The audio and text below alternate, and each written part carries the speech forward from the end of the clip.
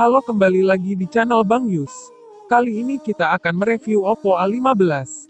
Oppo tampaknya tidak ingin mengakhiri 2020 dengan begitu saja. Di bulan terakhir menjelang pergantian tahun, vendor asal Tiongkok ini pun mengeluarkan salah satu ponsel terbaru untuk kelas pemula. Dengan harga yang ditawarkan, kemampuannya jelas di bawah saudara-saudaranya di kelas flagship. Tetapi tentu saja itu tidak lantas membuatnya jadi terlihat buruk di kelasnya. Ponsel ini masih memiliki kemampuan untuk bersaing. Selain dibekali dengan 3 buah kamera untuk memenuhi kebutuhan fotografi pengguna, performa yang ditawarkan juga cukup baik.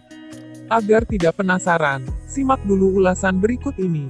Sebagai ponsel kelas pemula, desain yang diusung oleh Oppo A15 terbilang cukup menarik.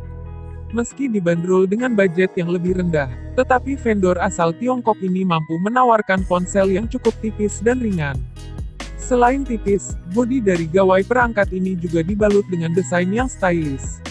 Tentu saja untuk material bodi yang digunakan masih menggunakan bahan plastik mengingat dari segi harga yang ditawarkan.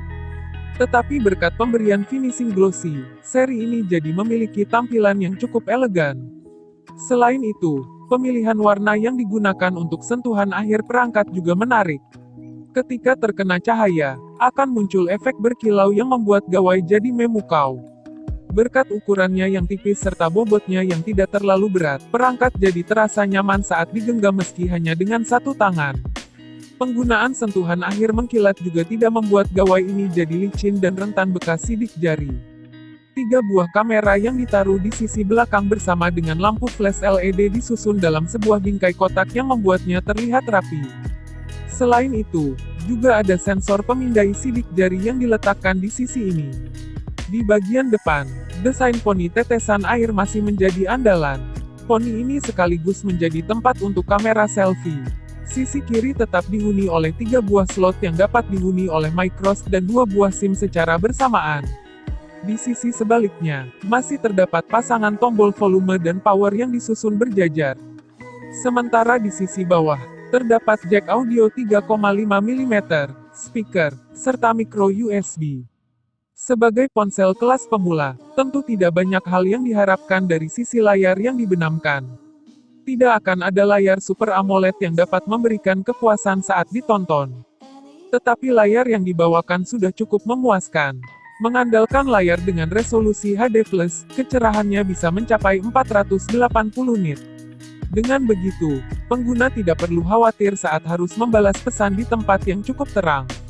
Menggunakan desain poni tetesan air, tampilan layar dari perangkat ini jadi terlihat lebih luas. Ditambah lagi dengan bezel tipis di sisi, layar 6,52 inci yang dibenamkan sudah cukup menyenangkan untuk menikmati berbagai gambar dan video. Sayangnya, harga yang ditawarkan juga belum mampu memberikan lapisan pelindung Gorilla Glass. Tetapi sudah ada lapisan anti-gores bawaan yang dibekalkan. Sama seperti layarnya yang biasa, performa yang ditawarkan oleh seri ini juga bukan yang paling kencang di kelasnya. Meskipun RAM yang dibenamkan sudah 3 GB dan dilengkapi dengan ROM 32 GB, tetapi prosesor yang digunakan masih biasa. Hanya ada chipset MediaTek Helio P35 octa-core berkecepatan 2,3 GHz yang menjadi otak dari perangkat ini. Kombinasi ini tentu tidak bisa menghasilkan performa yang luar biasa meski juga tidak bisa dibilang mengecewakan. Untuk menemani aktivitas harian normal seperti membuka aplikasi perpesanan, browsing, Instagram, maupun membuka aplikasi streaming masih cukup lancar. Sudah cukup jika sekadar untuk menemani aktivitas harian normal. Untuk bermain game pun ponsel ini juga masih cukup bisa diandalkan. Game seperti Mobile Legends dan PUBG Mobile masih bisa dijalankan meski pengaturan grafisnya harus disesuaikan. Tampilannya masih cukup baik untuk ponsel kelas pemula. Sebagai pengaman data, ponsel juga sudah dilengkapi dengan fitur keamanan pemindai sidik jari di bagian belakang. Fitur keamanan ini terbilang cukup responsif saat digunakan. Untuk menunjang performa gawai, Oppo sudah membenamkan sistem operasi Android 10 pada perangkat ini. Meski begitu antarmuka yang digunakan belum yang terbaru dan hanya ada ColorOS 7.2. Untungnya, fitur yang dibekalkan sudah cukup komplit sehingga pengguna semakin mudah saat mengoperasikan gawai. Sebagai ponsel keluaran vendor yang selalu mengutamakan sektor kamera, seri ini juga dibekali dengan kemampuan memotret yang cukup baik. Untuk ukuran kelas pemula, Oppo A15 sudah bisa bersaing dengan seri lainnya. Di bagian belakang, Oppo mengandalkan lensa 13MP sebagai kamera utamanya.